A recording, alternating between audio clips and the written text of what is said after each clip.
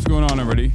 I hope everyone's having a fantastic evening, afternoon, pre-noon, no matter where you are in the world. I'm Assault Biker, and this awesome broadcast coming to you live from not so sunny but gloomy Los Angeles, California, folks. We're live and alive, and I hope all the boys, girls, and MBs are having a fantastic one because today's a beautiful day. Today's a wonderful day. Today is Tuesday. That's right, it's Newsday Tuesday. Last night, as soon as my internet got attacked, Iran launched a barrage of missiles into Israel, which is, I guess, expected at this point, you know?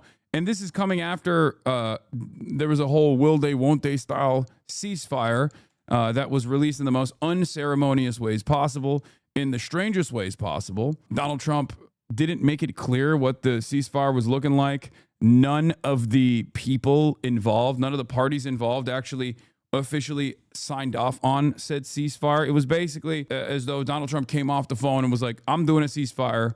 Enough, cut it out now. And then I guess it happened, kind of like a couple hours after that initial tweet, like an hour later, the Iranian government kept saying, no, we didn't get a ceasefire proposal at all. But then they were like, just kidding, we did get one. And if Israel stops striking right now, then we'll stop retaliating as well. But then Iran seemingly had one last salvo remaining, which they ended up sending Israel's way. This was a very deadly attack. This was one of the deadliest attacks for Israel. 5 people died in the process. And then Israel obviously was not going to take that. And they apparently sent airplanes in the direction, like bombing planes in the direction of Iran. And then Trump was like freaking the fuck out over it and tweeting and complaining about Israel, saying like, you better not do this, you better not do this. Here is what's happening right now. Here's the latest. Trump rants at Israel and Iran as ceasefire is violated within hours.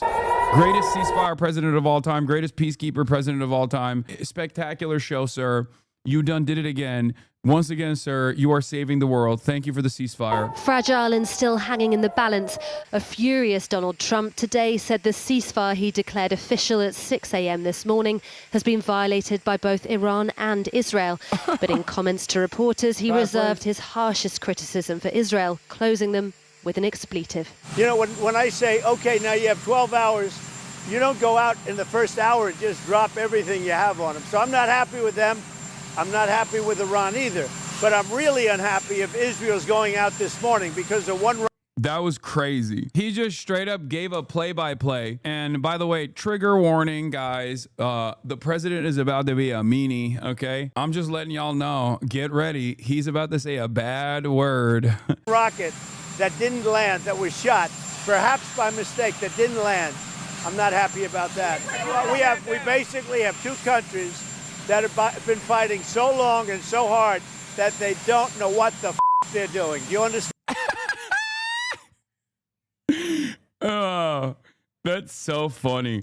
In the past, what just took place right here would be like major news. It would drive discourse for months. But of course, in the past, I don't think that there would be a situation where the American president decides that there is a ceasefire going on after after bombing Iran, a sovereign nation, and then claiming that there's a ceasefire on his own social media application that he had to create because he was banned off of Twitter. The comments from even the blue check marks are amazing. Anthony Blinken, some thoughts on the strikes against Iran's nuclear program? Opinion, Iran's diplomacy failed. I hope his airstrike succeeds. Interesting that Twitter liberals are fighting this battle for no reason, it seems. Twitter liberals are living in this like fantasy world where they think like the Democratic Party is actually super against going to war with Iran. And every Democrat that has said anything about this in a position of power has basically reiterated their commitment to bombing Iran over and over again. Like they just keep saying over and over again, like, no, we love to bomb Iran. We wish we were doing it. We wish you asked us before you bombed Iran. Why didn't you invite us to bomb Iran? I love bombing Iran. Can we bomb Iran tonight, Queen? And then Twitter liberals are like, Kamala Harris would never bomb Iran. It's like, okay, well, I guess every single other Democrat was down to do it, but not Kamala, even though she's also noticeably absent from the conversation. It's not like she's dead, you know? Why is she not saying, hey, I, Kamala Harris, would not have bombed Iran if I was president? Because it would be a great opportunity for her to say that that this is ridiculous and fucked up. Like, I want her to say that. You know what I mean? I don't even believe her, but I want her to say it at least. So Donald Trump is pissed because the ceasefire basically was the shortest lived ceasefire of all time, I think. Iran did the Israel method in both its targeting, in both its impact sites, which, you know, had a bunch of civilians in the residential buildings that they hit, but also pulled an Israel method where they also sent like a final barrage, a big volley at the end. And one of the last missiles that they sent was past the point of the ceasefire. Now, there might be a different mindset here. It's like, is it about when the missiles get sent, or is it about the missile impact time? Because if it's about the missiles being sent, then like technically there was only a couple that were sent after the ceasefire period started. Yeah, they were trying to hit a buzzer beater, I guess. I don't know. But that's like what Israel does all the time. Israel did this with Lebanon. If you recall, they literally did the most aggressive pummel, the most aggressive volley on their way out of Lebanon. And then they kept shooting at Lebanese villagers while they were withdrawing from Lebanon. So obviously that's not, you know, that's yet again Iran behaving a little bit to the fractionally as bad as Israel behaves with regular frequency. And then, of course, everyone that defends Israel loses their mind whenever another country does Israel shit, even if it's like almost a fraction of the harm that Israel does with regular frequency. But here it is. Let's continue. It was late last night that Trump in his trademark capitals posted, "Congratulations to everyone. There will be a complete and total ceasefire. An official end to the 12-day war will be saluted by the world." But there was still time for both sides to launch a last volley of attacks. It's so that the 12-day war thing is so Trump. You know, you have the famous 6-day war, and he wants to like trademark it, right? Like he wants to be the guy. He wants to be the guy who like trademarks something like that, and it will be remembered in like history books or whatever. And that's precisely the reason why it's like, even if he doesn't care whether or not the ceasefire is violated or whether or not like Israel continues bombing Iran or whatever, obviously he cares as far as like it makes him look bad.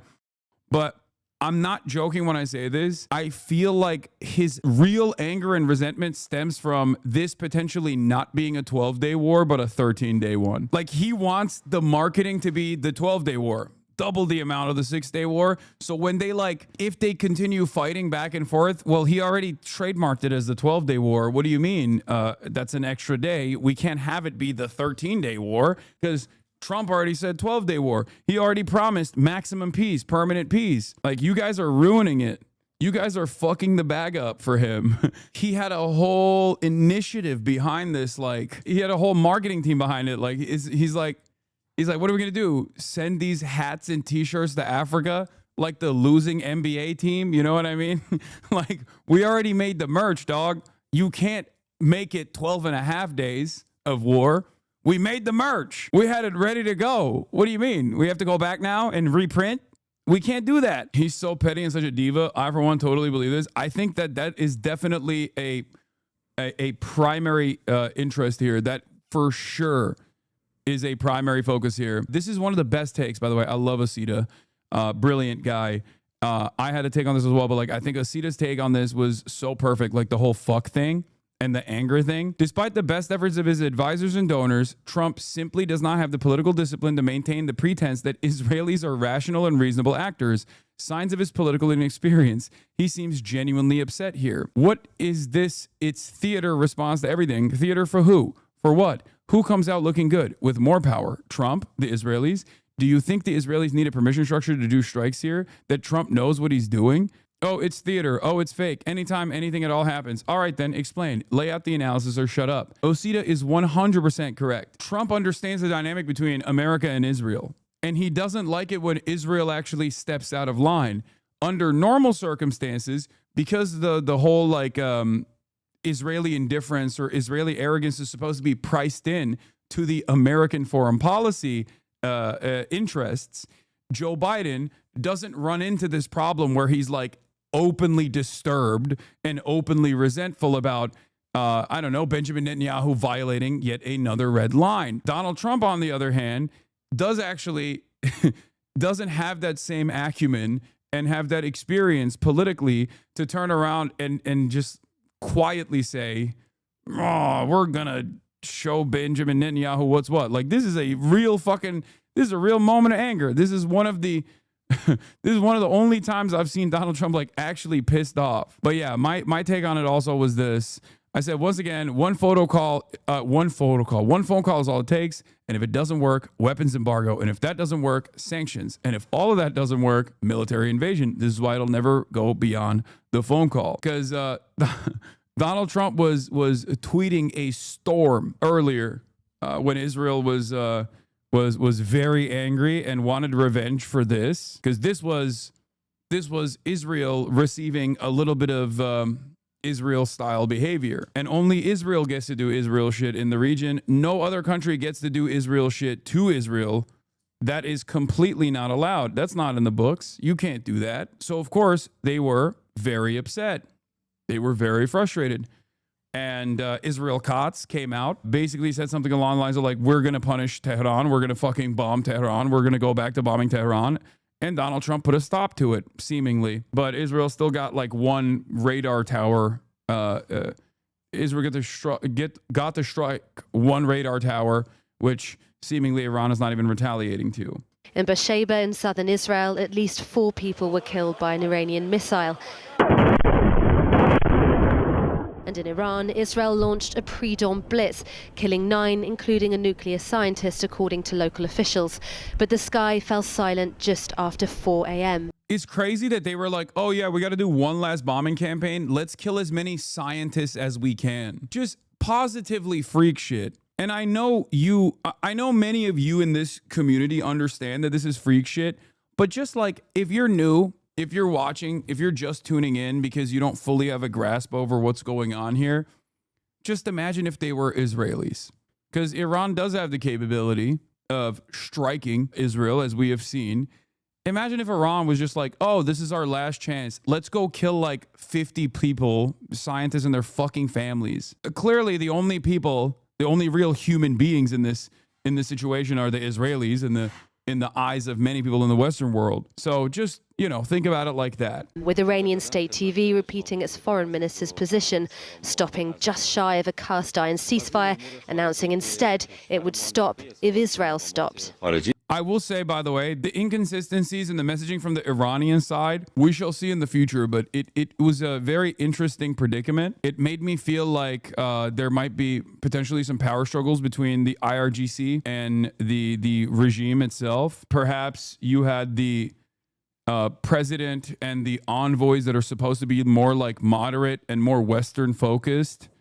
I mean, they were literally fucking appointed for that position, right? Perhaps they were more open to negotiations, whereas the IRGC might be more militant and more invested in a hardline position, like actually fighting back. Even the response coming from the foreign minister made it seem as though like they were done, that they were not going to retaliate to Israel, and then they did. I said this yesterday, but Israel did not accomplish any of its military objectives. Israel did not accomplish its major objective, which was regime change. Obviously, the nukes is bullshit reasoning for this. And in the process, they actually showed all of the other regional actors that, like, if you pummel Israel with missiles, a lot of people actually show you support. And not only that, but also Israel's Iron Dome defense is not necessarily impenetrable, and that Israel and Israeli society can actually incur some penalties if they behave in this inconsistent, belligerent, violent manner. And therefore, I think this was this caused a lot of instability. This caused a lot of anger. And if you recall, I told you this last night, but you will see. I said you will see in the upcoming days whether Israel thought this was a successful initiative or not. And the reason why I said this was because clearly there were plenty of people on the Israeli side that were very frustrated, especially when the barrage of Iranian missiles came in and a bunch of Israelis were killed in the process. I don't think they like that. What do you think about the Reza Pahlavi using this as an opportunity to try to overthrow the current regime? Yeah, he's got no emotion, dude. What do you mean? I think Israel thought that they could like blackmail a bunch of IRGC generals and basically get him to run away and assassinate the ones that they couldn't blackmail, decapitate the leadership to a certain degree, like really cripple it. And then there would be at least like popular mobilization against the regime. But because they did it in the most Israel way possible, because they did it while like killing a bunch of Iranian civilians, I think that, and because America was not invested, like a bunch of things did not go the way it was supposed to from the Israeli calculation. One, there wasn't enough popular discontent against the Iranian regime, but instead it was discontent, understandably, against Israel and Western meddling in the country. Number two, Reza Pahlavi is utterly irrelevant in this calculation. He's got no fucking motion whatsoever. So I think they gravely overestimated his chances, or like his opportunity to like spark some kind of royalist discontent, royalist movement, royalist mobilization. That didn't work. Israel's air defenses were severely diminished in the process, making the timeline much shorter. And last but not least, the American involvement was much more limited than Israel wanted it to be, and that Donald Trump did actually take the off-ramp that Iran gave the Americans with an incredibly limited, incredibly restrained strike on an American base in Qatar, the Central Command base, which most of the missiles were intercepted off of anyway. So at least this time around, it didn't go according to plan.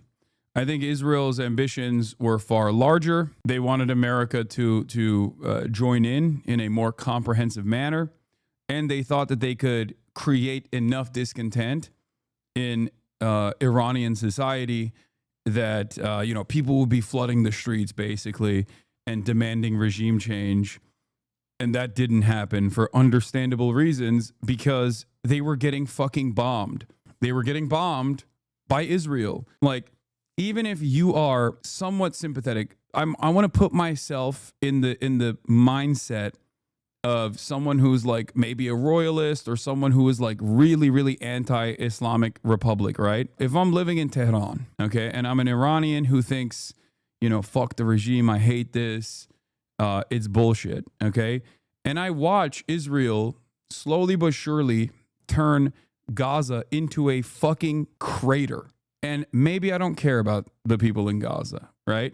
I'm like, I got my own problems. I don't even fucking give a shit. But then I see what Israel is doing to Lebanon, and I'm like, okay, Lebanon and Lebanese society kind of reflects, Iranian society to a certain degree. It's like, it's more of like a city. It's not like a open air prison. You know what I mean? They didn't do October 7. All of a sudden, maybe I'm a little bit more worried. And then Israel puts the crosshairs on me and my country. I'm obviously going to not want my country to turn into Gaza.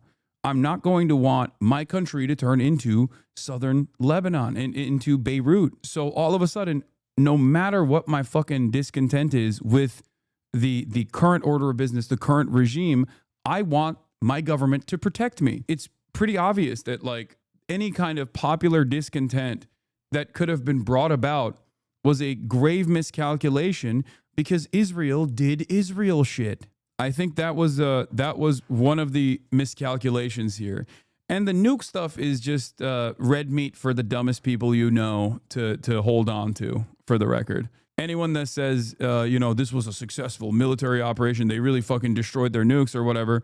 No. The nuke campaign is a bullshit WMD style reasoning to conduct any sort of military operations that violates the sovereignty of Iran. And the ultimate goal, the ultimate purpose there absolutely was to decapitate, or not even decapitate the state, but like destabilize the state and hopefully create an environment that was ripe for popular mobilization against the Islamic Republic. I suspect that there are probably a lot more people that are in the Iranian government that are probably talking about developing a nuclear program, like developing actual nuclear warheads, and taking that a lot more seriously, because now it's a matter of self-preservation. They're also literally, they voted, this